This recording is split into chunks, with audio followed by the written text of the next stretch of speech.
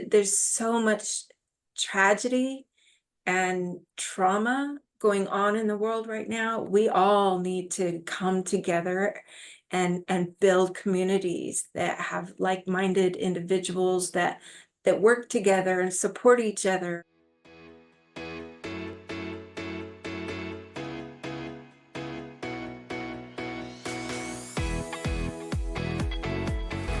And as always, I'm grateful for you to be here. Be sure and like, share, and subscribe. See you soon.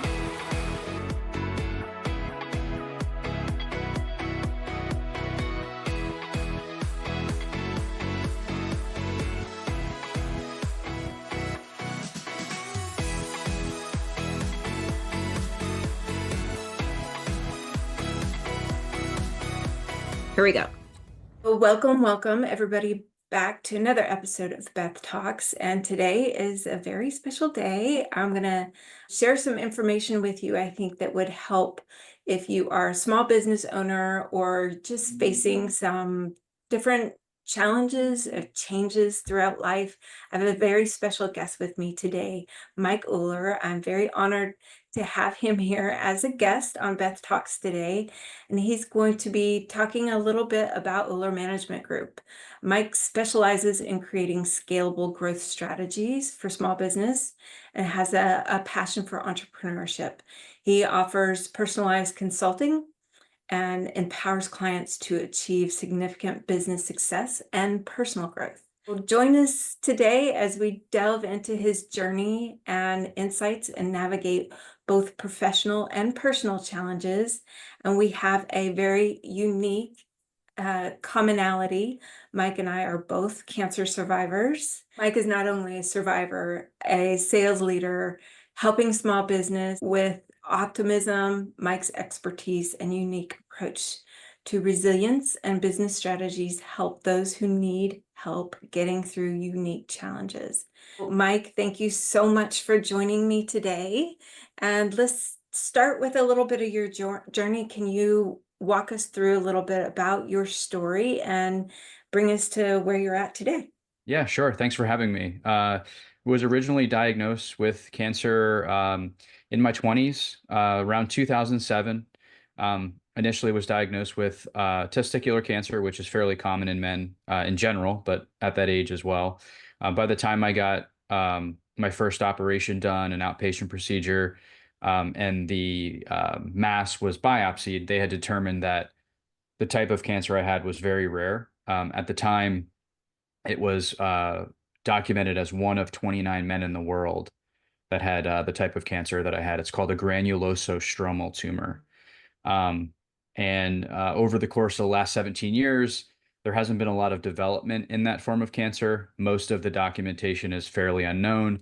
As of today, there's only been 93 men in the world ever been documented with the type of tumor that I have. So it's been an interesting journey, just continuing to go in for tests every 3 to 6 months and obviously prepare for the best. It's influenced a lot of focus on my health and wellness so that I go in prepared for that test or those tests.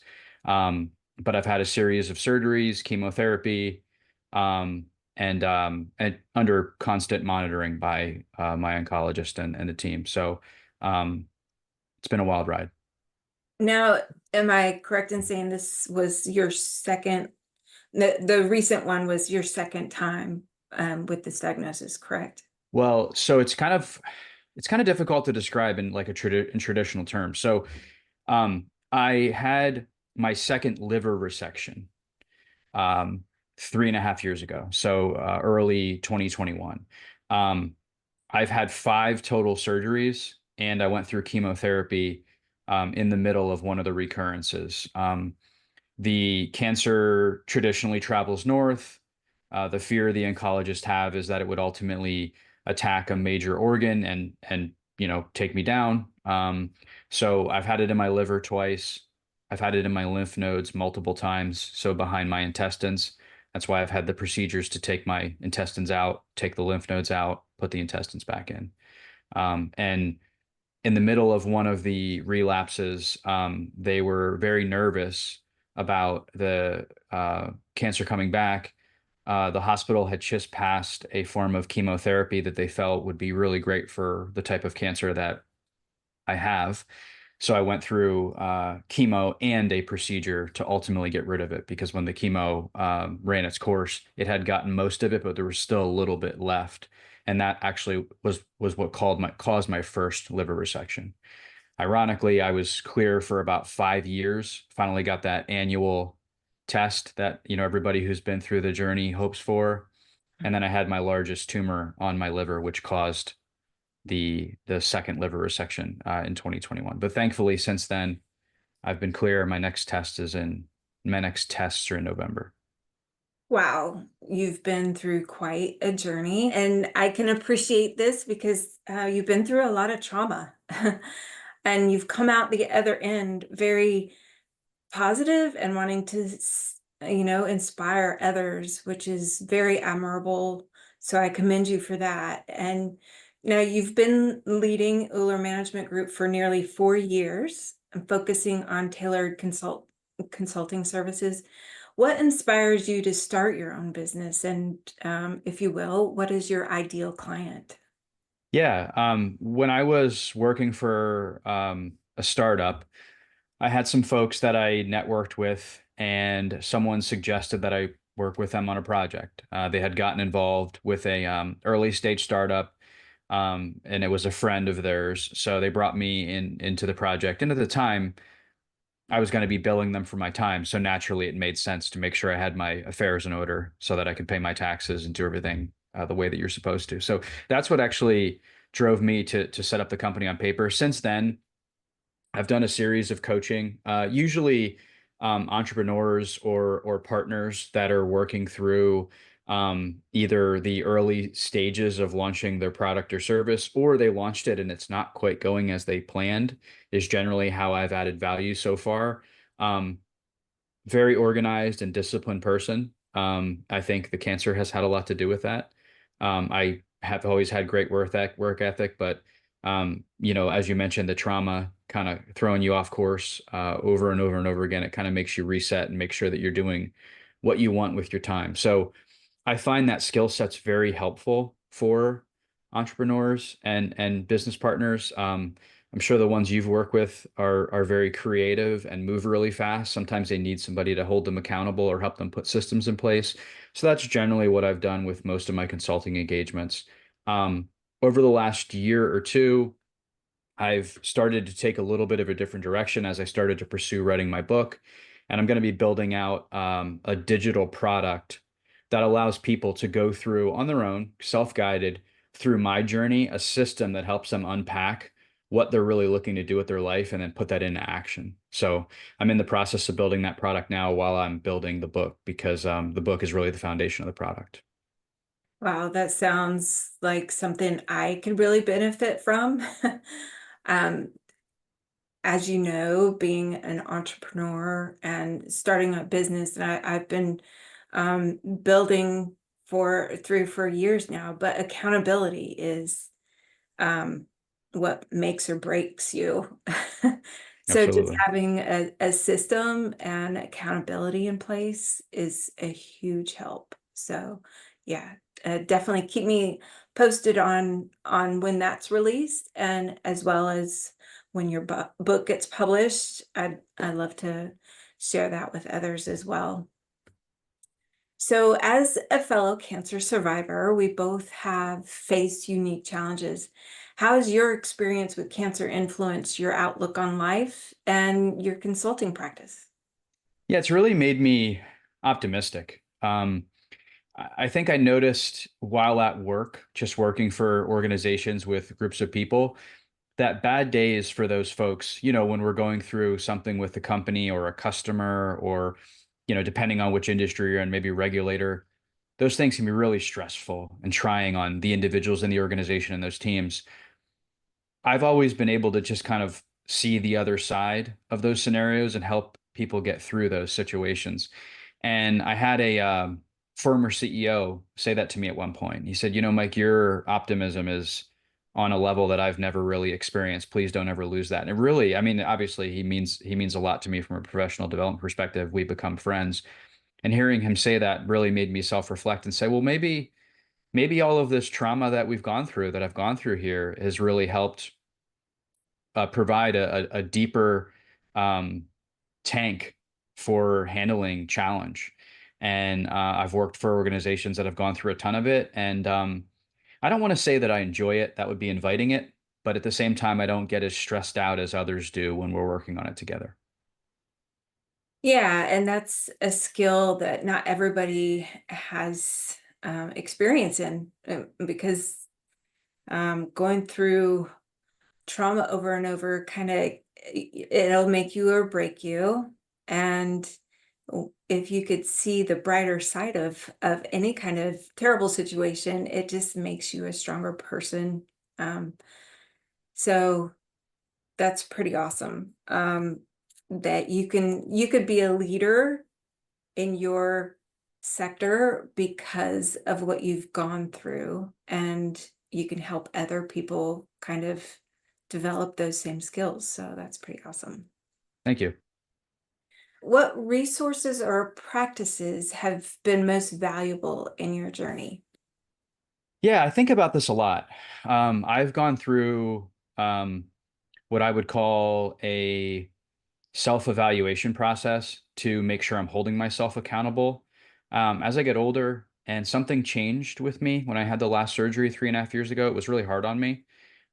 Physically, had a lot more pain than I've experienced. So I started to think through what do I really want to do and what am I doing with my time? So I've gone through and audited my time on social media. I don't spend a lot of time endlessly scrolling. The time that I spend on social media is geared towards content that I want to consume. So people like Justin Welsh, who, if anybody's active on LinkedIn, is generally influenced by Justin. He's built the LinkedIn operating system.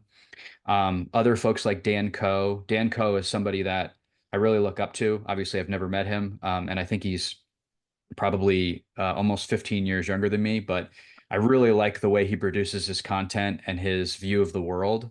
I've also purchased his product and Justin's. Others in that same category are like Matt Gray, John Brogio, mostly are active on LinkedIn and Twitter, but they're focused on purpose-driven content. And then the other mention I would give is I subscribed to a community about a year ago named Starter Story. Gentleman named Pat Walls started the community. He's actually got a wonderful story. So if you look him up on YouTube, he talks about it. But similar to most entrepreneurs, had a vision for what he'd like to do. He cut back on his lifestyle and his expenses to do it. And he's built himself a really nice community of folks that are doing something for themselves, mostly one person businesses, and he brings them all together to help each other. It's been really helpful for me. Wow, I'm definitely going to check that out. That sounds pretty awesome. And I'll go through and get all the links for these different resources, and I'll put them down in the description. So anybody that wants to check it out, then they could just check it out in the description, and I'll have a link there for them.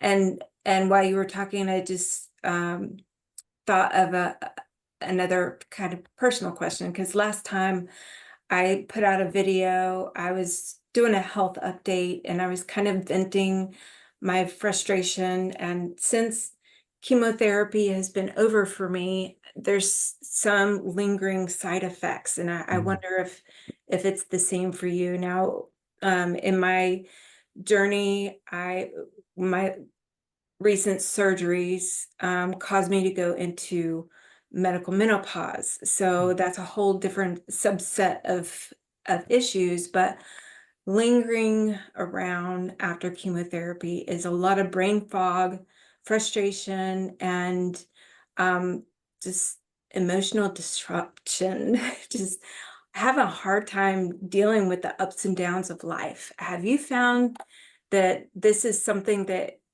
kind of tapers off the longer you get away from the time you had with chemo? It's a great question, and I really feel what you're saying when you're saying that. I've had ebbs and flows of my effects of chemotherapy. I'd say the most common that I have is I get the numbness in my fingers and toes just randomly. I'll be trying to operate chopsticks and my fingers just won't comply. Things like that, they're just strange. And certainly the toe effect as well. Um, it's something I'm trying to unpack with my oncologist and also in therapy because the type of cancer I have has virtually no documentation. So it's so ad hoc and bespoke that every time I go in for a checkup and there happens to be a sign of cancer, there's a dynamic plan that's created by the oncology team at the hospital that I'm, thankful to um, be supported by. And I've had the brain fog. I've had, issues with focus, and it's all happened in the last 5 years. It's very uncommon for me because I'm generally very habitual, very disciplined, very focused. So I've been working through that now. And that's why when you said that, it's touching to hear because you know, I'm sure you talk to people about this all the time.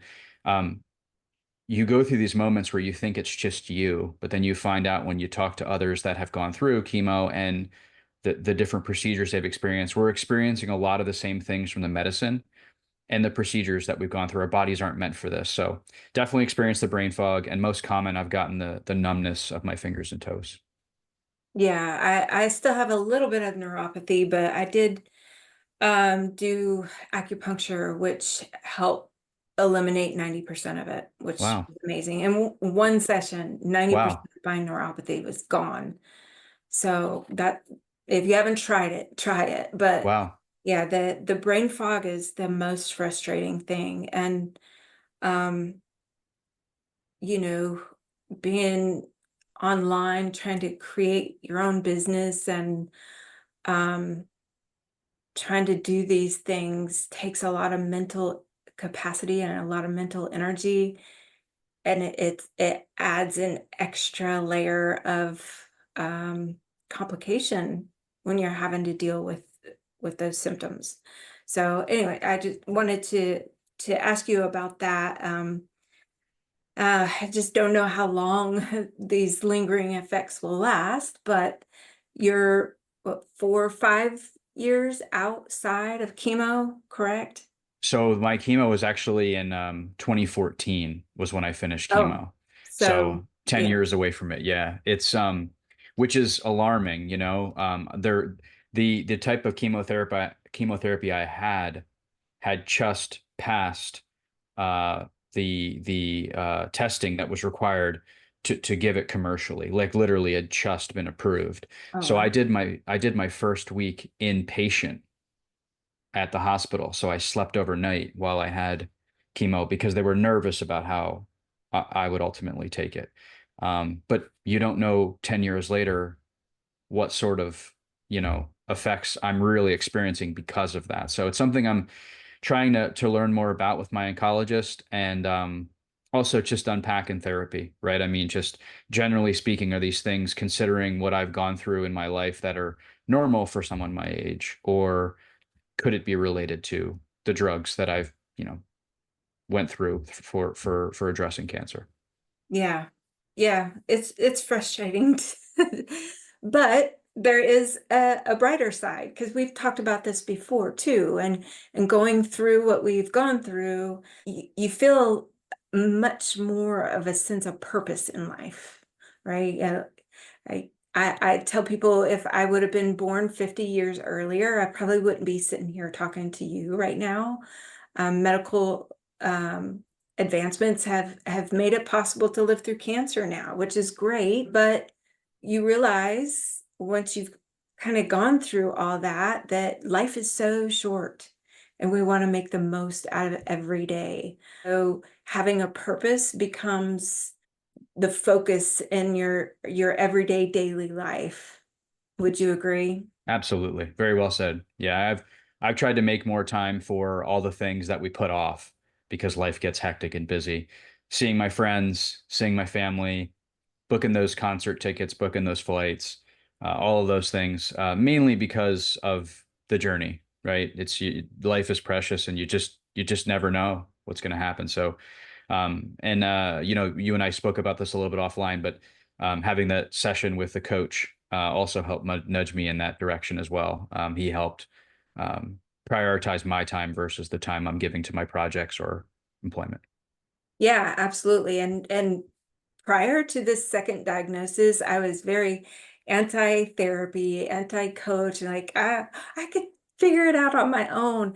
But I have realized it is so much better to go through life with a coach, a therapist, somebody that can see your life an outside perspective and just be there to listen to you. So I always encourage anybody that listens to this, please, if you're going through anything in life, don't be ashamed of having a therapist. Don't be ashamed of going to a coach to help keep your focus straight on your goal.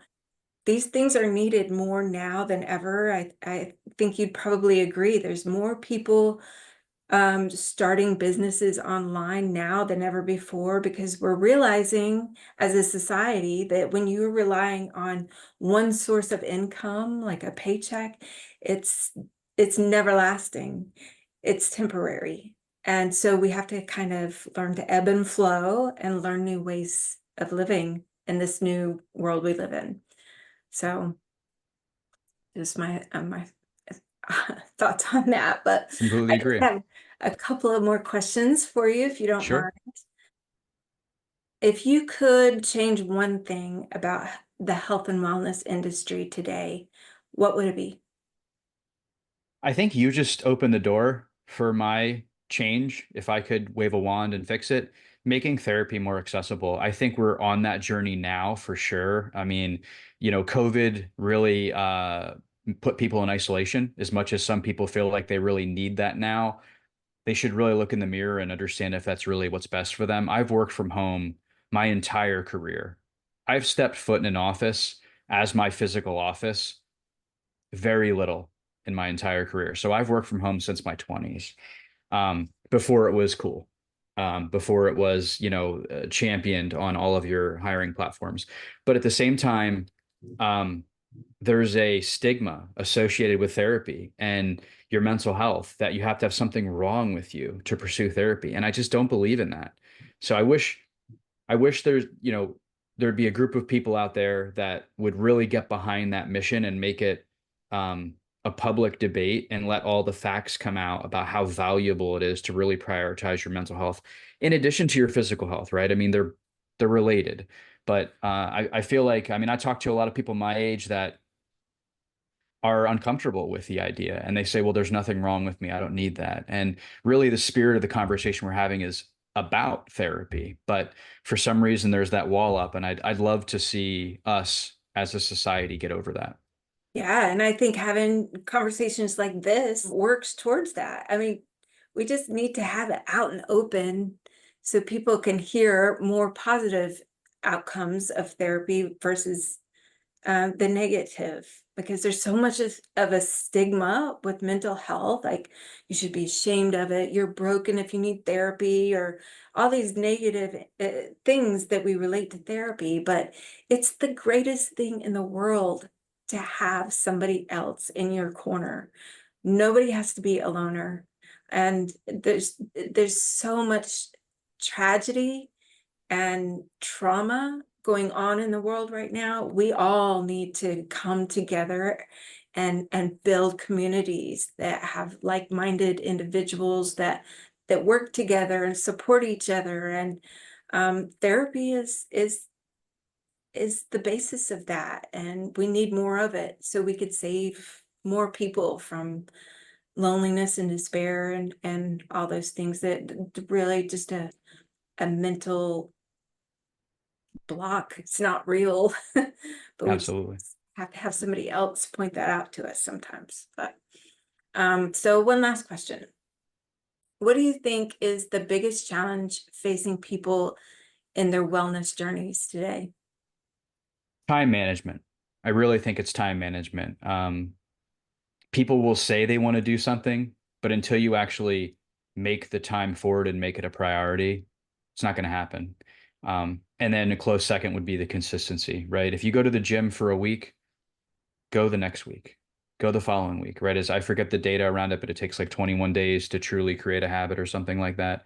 Um, I think it's time management. I think people are so distracted. We're more distracted than we've ever been as a society because there's so much information available. I mean, obviously, for most people our age, the smartphone will be the greatest invention that we'll see in our lifetime.